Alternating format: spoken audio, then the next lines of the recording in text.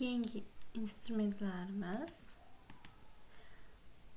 Color Reference tool'dan keyin Mixer Brush tool hisoblanadi. Xo'p, bu Mixer Brush tool'da ko'pincha ishlatmaymiz. Foydalanilmaydi desam ham bo'ladi. Bu asosan kopiya qilib beradi bu ham.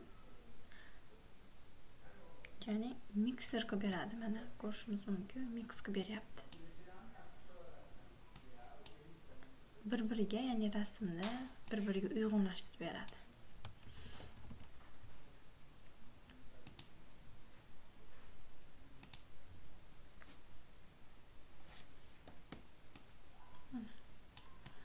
Kerak darajasi juda ko'p emas. Ishlatilmaydi. Shu uyg'unlashtirib berish uchun ishlatamiz xolos buni. Xo'p. Keyingi instrumentimiz Clone Stamp Tool va Pattern Stamp Tool hisoblanadi. Garage klaviaturasi S bo'ladi bu. Bu stamp tool qanaqa ishlaydi?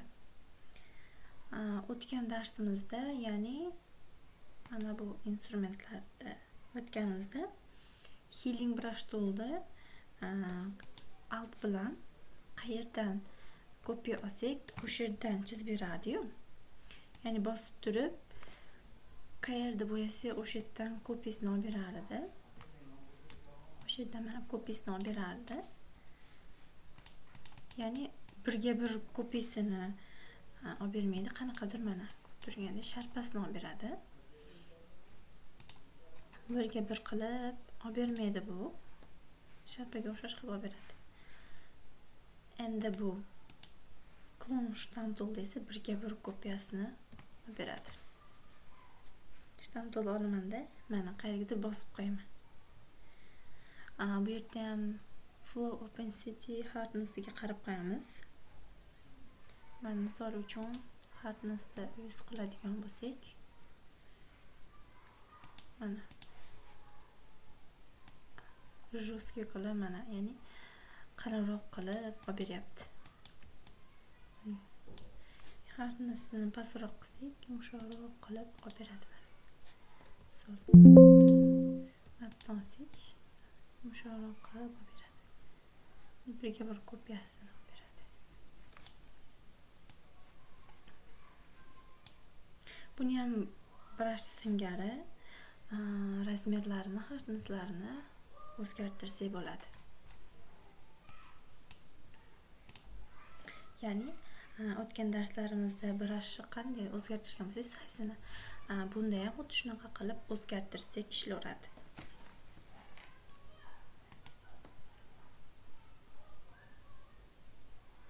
Xo'p, Pattern Stamp Tool.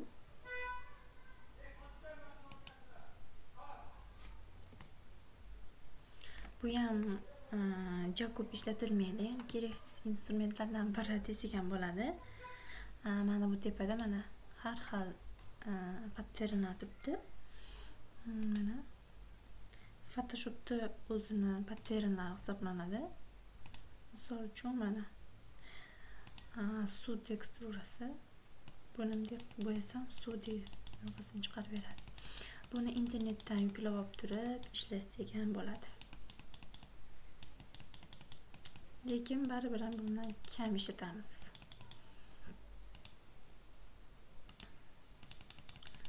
Bunaqa pattern qilgandan internetdan olib ishlatganimiz yaxshiroq. Chunki buni edit qilishimiz, qilolmaymiz, o'zimiz xohlagandaqa chiroyli qilib, zo'r qilib edit qilolmay qolamiz. Shuning uchun bu instrumentdan deyarli foydalanilmaydi. Xo'p, endi istoriyadan qaytib olaman.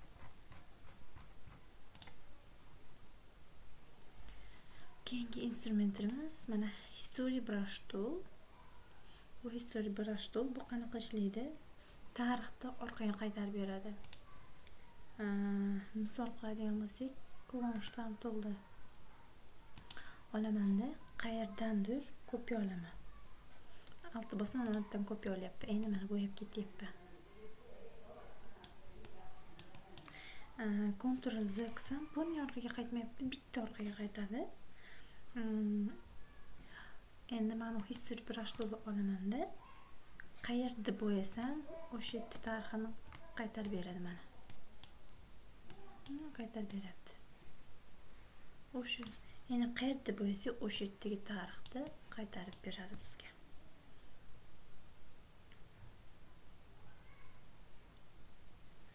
Xo'p, yana deylik.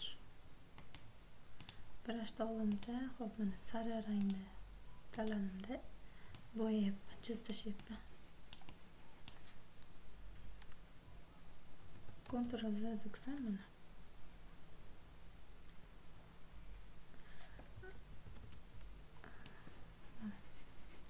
Hozir bitta chizyapman. Ctrl Z qilsam hammasini qaytarib yuboryapti. Endi menga mana shuni, mana bu yarmi kerak, mana shunda men history brush tool'ni olib qilsam yarim qaytarib beradi. Buni tushundik mana.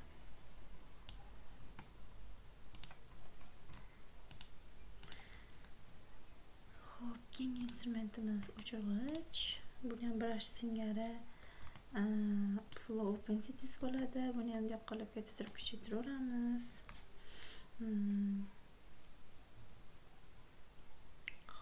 Endi tashlab olaman.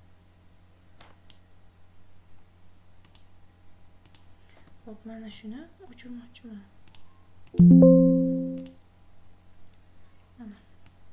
Mana bittada o'chiraveryapti. Chunki mana flow baland. Agar pastroq bo'lsa, mana hozirroq qilib o'chiradi. Yumshatib beryapti. Agar xat nisbatan baland ekan, har narsa nol bo'lsa bittalab chiroyli qilib o'chiradi.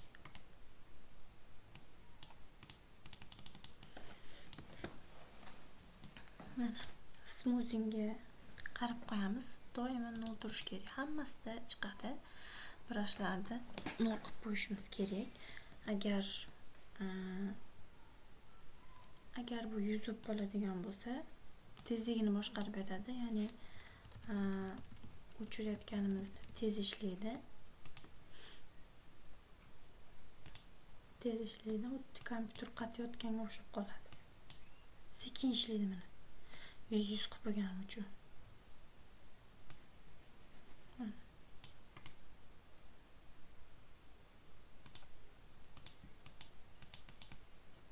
Shuning uchun o'tirish kerak. Tezligini sekinlatib beradi smoothing. O'chirishda vazifasi shu, qayerda o'chirmoqchi bo'lsa, o'sha yerda o'chirib beradi. Agar biron bir obyektni o'chirmoqchi bo'lsa, mana flow opacity-ga qarab turib, balandlatib, pasaytirib, shunaqa o'chiraveramiz.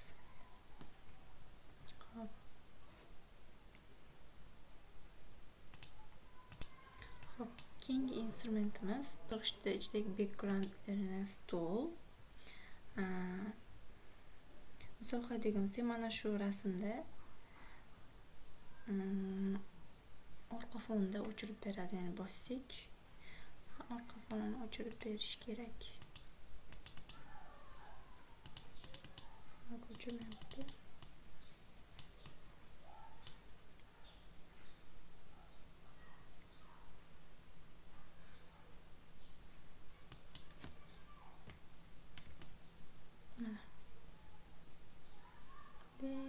Kelamizda,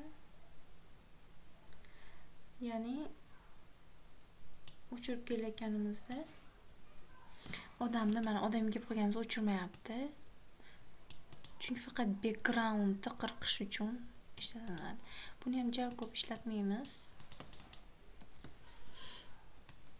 Misol qiladigan bo'lsak, mana uni o'chirib ketyapman. O'chirib kelyapman. Quloqini o'chirib yubordim bilmasdan. Xo'p. Brush keyingisi background eraser tool.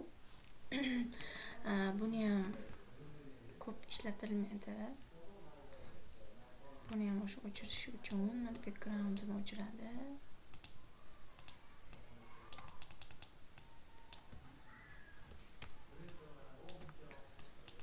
o'chirib beradi. Xo'p, endi misol men mana bu rasmni bo'yayapman. Mana bu yerdan bo'yab kelyapman. Bilmasdim, mana quloq qismini o'chirib yubordim. Men ko'rmadim-da buni. Ko'rmay o'chirib ketaveryapman. Даже ishimni tugalay deb qoldim. Qarasam, qulog'i uchib ketgan. Bunda Ctrl Z bilan birdaniga o'chirib olmaymiz. Ya'ni hamma proyektlarni o'chirib chiqishga to'g'ri keladi. Ya'ni bitta-bittalab o'chirib chiqish kerak. Bu ishimizni cho'zib yuboradi.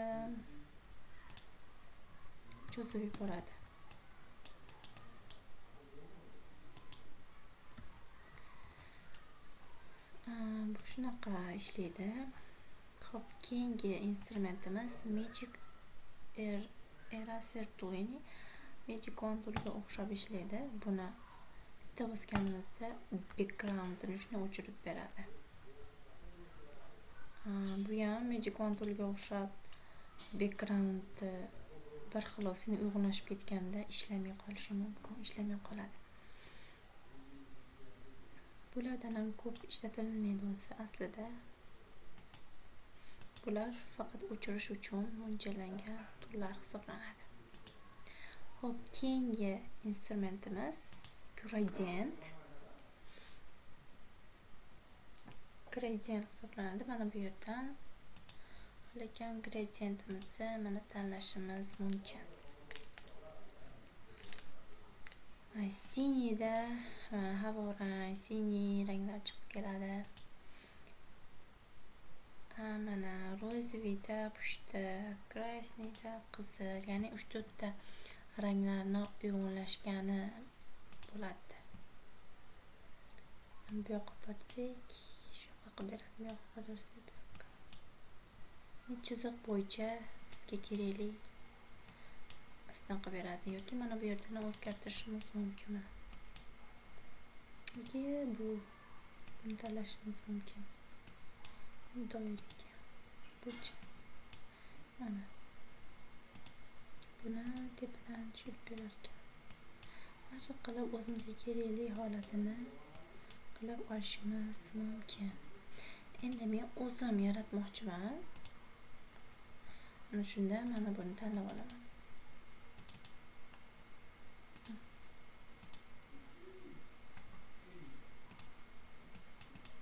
Buni tanlasak, shuni baway. Misol qizil rang bo'lsa, bu yerga men yashilni tanlasam.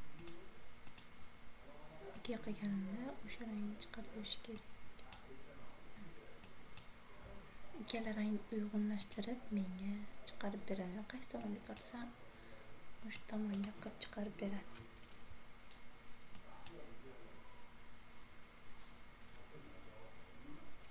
Endi menga mana bu qizil to'qrog'i kerak bo'lib qoldi. Endi buni o'zgartirish iloji yo'q. Bu yerdan qaytadan rang tanlab, bu yerdan rangni olib, keyin to'qlashimga to'g'ri keladi. Shuni keyin chiqarib beradi.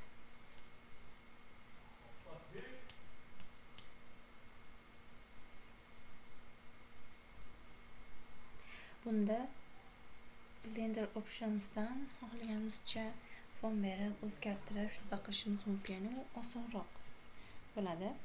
Chunki bu yerda gradientdan uncha ishlatmaymiz. Xo'p, keyingimiz Blur Tool. Buni vazifasi misol uchun yana haralat beradi. Yani misol uchun mana bu rasmni tiniq turibdi, shu ikkinga bosaman. Haralat beradi. Haralat qilib beryapti.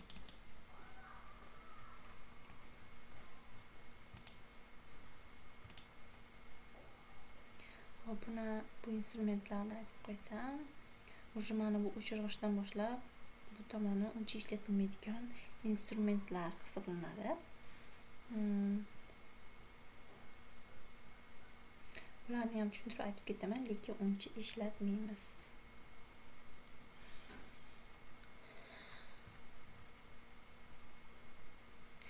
blurni nimaga ishlatmaymiz? Chunki blur ko'payib ketgan bo'lsa orqaga qayta olmaymiz.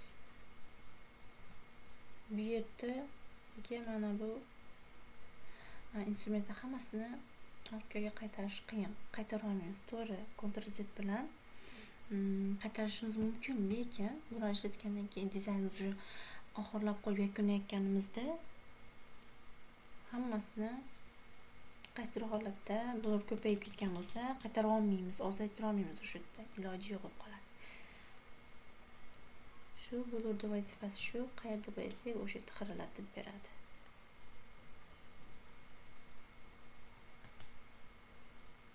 Sharpen tool bo'lsa qayerda bo'lsak o'sha yerda tiniqlatib beradi bu. Qayerda bo'lsa o'sha yerda tiniqlatib beradi. Ya'ni xiraro rasm bo'lsa o'sha yerda tiniqib beradi mana. Mana bu yerda tiniqlashtirmoqchi bo'lsak, xiraro rasm bo'lsa qayerni tiniqlashtirmoqchi bo'lsak, shu Sharpen tooldan foydalanishimiz mumkin bo'ladi. Tiniqlatib beradi. Mana farqingizni hop, endi keyingi instrumentlarimiz touch tool, burun tool.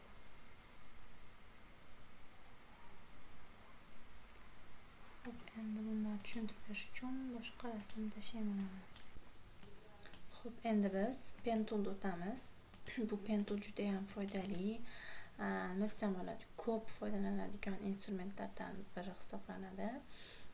Bu o'zi bitta, mana bulari nastroykalar hisoblanadi. Garaj klaviaturasida. Hop, pen toolda ikkita bo'ladi, shape va pass. Hop, birinchi shapedan tushuntiraman. Fill, stroke va mana bu chizig'i. Fillni nima? Hop, fillni sariq qilib olamiz, stroke'ni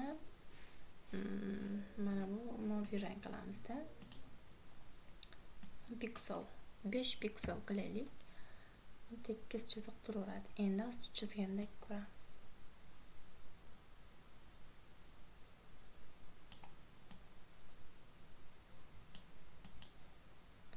Ya'ni buni eng zo'r tomoni xohlagancha shape'lar, ya'ni shakllar chiqarib olamiz. Mana ko'rib turganinglardek stroke'ni o'ng qismiga yashirib ko'rinar ekan. Mana fill bu ichidagi rangi, stroke mana bu chekadagi hoshiyasi ko'rishimiz mumkin. Mana bu liniyasi.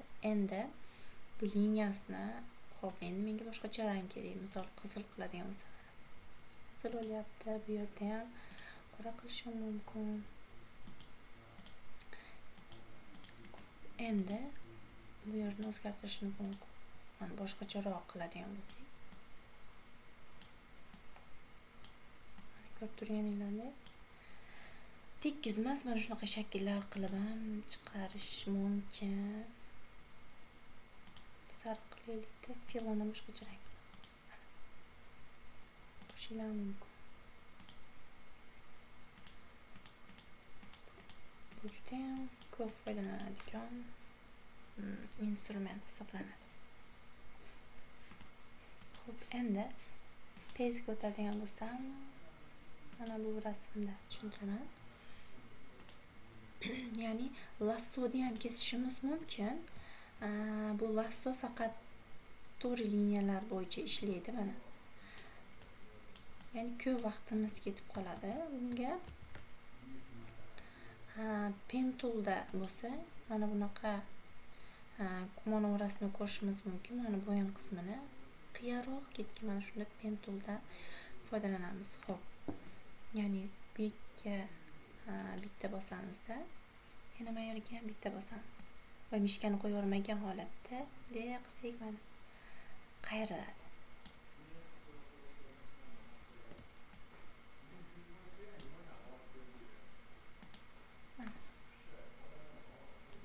Tortamiz. Bittada shuncha masofani chizishi mumkin. Hop, bu yerda ham shunaqa. Darsh ketaveramiz shunaqa chizib.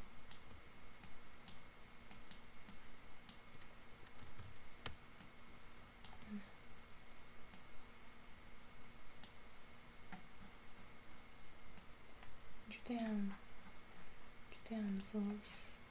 Mana bu yerlarni ham qilib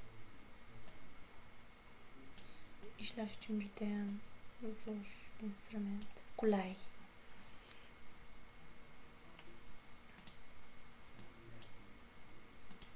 Xo'p, pen tool'ni ham zo'r o'rganish uchun bitta sayt bor, o'zingizlar mustahkam o'rganishlar mumkin. Nomi Mesut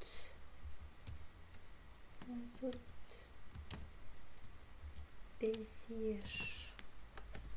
Xo'p, Mesut Bezier. Mana nima qiladi? Bu pen tool bilan ishlatishni o'rgatadi. Birinchi etapidan o'tib beraman. Mana ko'rib, mana shuni o'rganib, pen tool'ni ham zo'r tushunib ishlashni o'rganasizlar bo'ladi. Mana bu yerda bitta nuqta bosamiz. Mana birinchi etapdan o'tdik. Yana bu yerda o'zini shiftni bosib ol deyapti. Bunda nimaga o'rgatyapti?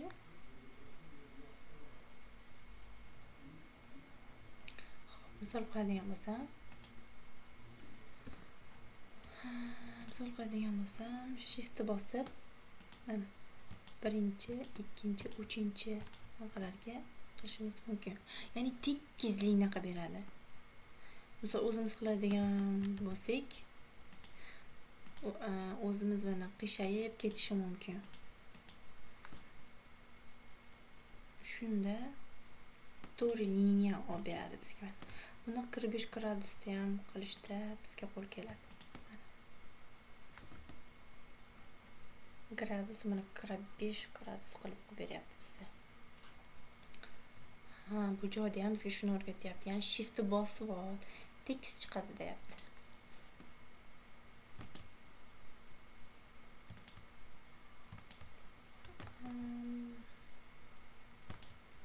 Shiftni bosib olamiz. Mana ko'rishimiz mumkin. Shunday qilib keyingilarini ko'rib o'zingizlar o'rganishinglar mumkin.